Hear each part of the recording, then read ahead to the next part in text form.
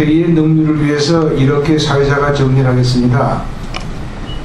지금 이제 우리가 이 토론을 하는 목적은 이렇게 저는 생각합니다. 이 토론을 통해서 이번 사건에 대해서 북한의 책임을 묻고 시인과 사과를 받아내고 한 것도 중요하지만 그보다는 앞으로 이러한 사건이 재발되지 않도록 하는 방법을 우리 찾을 수 있겠느냐 하는 관점 하나하고, 그리고 이번 사건이 비극적인 사건이었지만은 이번 사건을 계기로 해서 앞으로는 남북관계를 우리가 원하는 방향으로 끌고 갈 수 있는 그 대북 정책의 어떤 그 방향을 찾아내야 되는 것이 아니냐, 그 두 가지 관점이 중요하다고 생각합니다.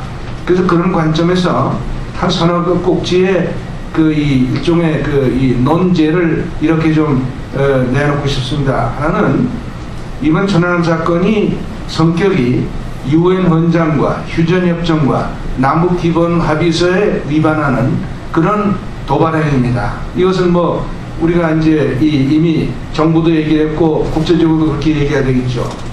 그러나 이러한 이 국제 여러 가지 그 리짐에 대한 를 위반하는 불법 행위에 대해서 이 리짐들이 가지고 있는 취약점 때문에 이 제재하고 응징하는 방법이 지금 사실은 아주 궁색합니다.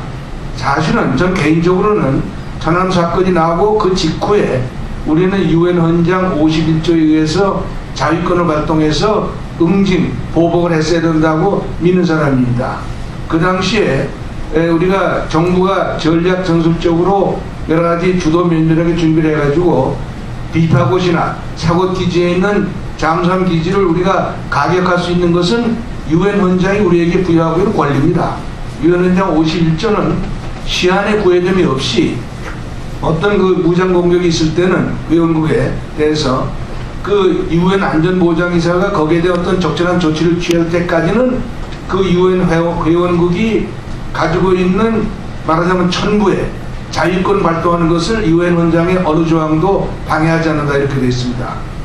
사실 그렇게 했어야 되는데, 그렇게 함으로 해서 우리가 억지력을 회복했어야 되는데 시간적으로 그건 놓쳤습니다.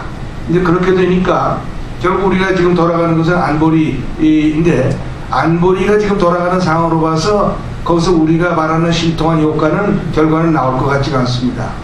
그리고 이제 휴전협정도 사실은 지금 그 결단이 나 있고 남북기본합의서도 그 결단이 나 있기 때문에 이런 어떤 리짐에 입각해서 우리가 이런 어떤 할 수 있는 방법은 없죠. 그런 상황에서 하나의 대안이 있을 수 있다고 생각이 됩니다.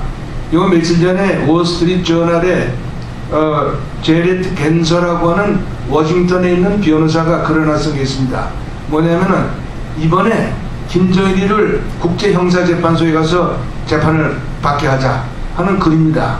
이것은 뭐냐면은 국제형사재판소 설치 운영에 관한 로마 조약을 보면은 로마 조약에 4가지 범죄가 있습니다.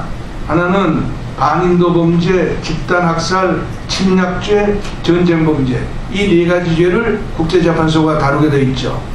그리고 이 국제재판소에서는 그 로마 조약이 발효한 2002년 7월 이후에 발생한 사건만을 다루게 되어 있는 그 관할권 문제가 있기 때문에 과거의 문제를 가지고 이 북한의 김정일이나 김일성을 ICC에 제소할 수는 없지만은 이번 사건은 2002년 7월 이후에 발생한 사건이고, 또 이것은 분명히 이제 침략죄, Act of Aggression이나 War Crime에 해당됩니다. 이것은 UN 헌장, UN 총회 결의 3314에서 규정하고 있는 소위 Act of Aggression, 침략죄의 정의에 해당하는 행위이기 때문에 차제 김정일을 국제재판소로 제소하라 하는 그런 제안을 이 겐서 변호사가 글로 아주 잘 썼는데, 이 문제를 우리가 좀 연구할 필요가 있지 않느냐 하는 차원에서 한번 토론을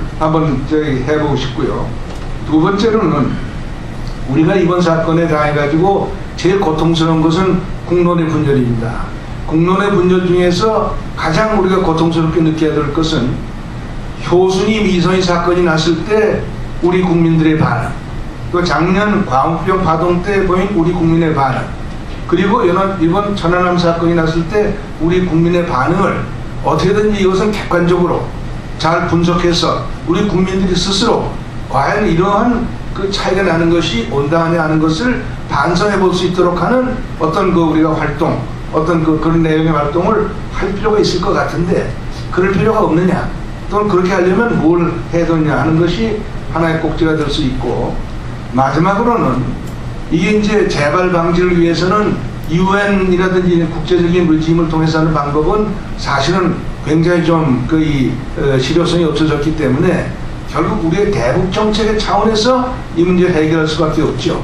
그 대북 정책의 차원에서는 군사적인 방법을 쓰지 않더라도 북한에 대해서 아주 고통을 주어서 그 고통에 못 이겨서 굴복을 받아들이도록 하는 방법을 우리가 고려해야 되는데, 그러려면 결국은 대북 제재를 우리가 고려할 수밖에 없습니다. 그리고 이 관해서 대통령께서 5월 24일 담화에서 두 가지를 말씀했죠. 하나는 적극적인 억지 전략으로 앞으로는 북한이 도발하면은 까겠다, 뭐 이제 그런 말씀을 했고, 그 다음에 남북 관계를 전반적으로 동결했습니다. 동결하면서 두 가지를 남겨놨어요. 개성공단 문제하고 그다음에 영유아에 대한 지원 문제인데요. 인도적 지원 문제인데, 그 중에서 이 문제는 우리가 대통령이 취한 이 대북 남북관계 동결 조치를 우리가 이것을 앞으로 어떻게 끌고 가야 될 것이냐, 그리고 그와 관련해서 개성공단 문제를 어떻게 우리가 생각해야 되느냐. 저는 앞으로 이 남북관계가 단기적으로 3, 4개월 안에 이 개성공단을 가지고 굉장히 우리의 어려운 이 상황에 부닥치리라고 생각합니다. 왜냐하면 북한이 우리한테 트집을 잡아서 가령 이 어떤 무장 공격을 가하지 못할 때는 틀림없이 개성공단을 가지고 우리한테 난제를 걸어올 가능성이 있습니다. 그 경우에 잘못 우리가 대처하다 보면은 여러 가지로 우리가 참 문제를 일으킬 것 같은데, 그런 경우에 대비해서 제가 듣기로는 정부에서 일단 컨틴전시 차원에서 상당히 사실은 이 괄목에서 들리는 대안을 연구했던 것으로 듣고 있습니다. 가령 개성공단에서 문제를 일으키면은 여기에 대해서 네 가지의 소위 우리 주민 구출 작전을 편다, 뭐 그래가지고 네 가지의 상당히 굉장히 과격한 그런 구출 방안을 하나의 군사적 작전의 차원에서 구상을 한 것 같은데, 과연 그것이 현실적으로 실천 가능할 것이냐 하는 문제가 있고, 그런 실천 가능성이 없는 계획을 가지고 우리가 매달릴 때 거기서 나오는 결과는 우리한테 또 하나 굉장히 충격적으로 어려울 수가 있죠. 그런 차원에서는 차라리 개성공단에 지금 우리 인원을 지금 단계에서 빼가지고 개성공단을 우리가 스스로 철수하는 것이 오히려 대북 정책을 끌어가는 관점에서는 더 적극적이고 효율적인 방법이 아니냐는 논란의 여지가 있습니다.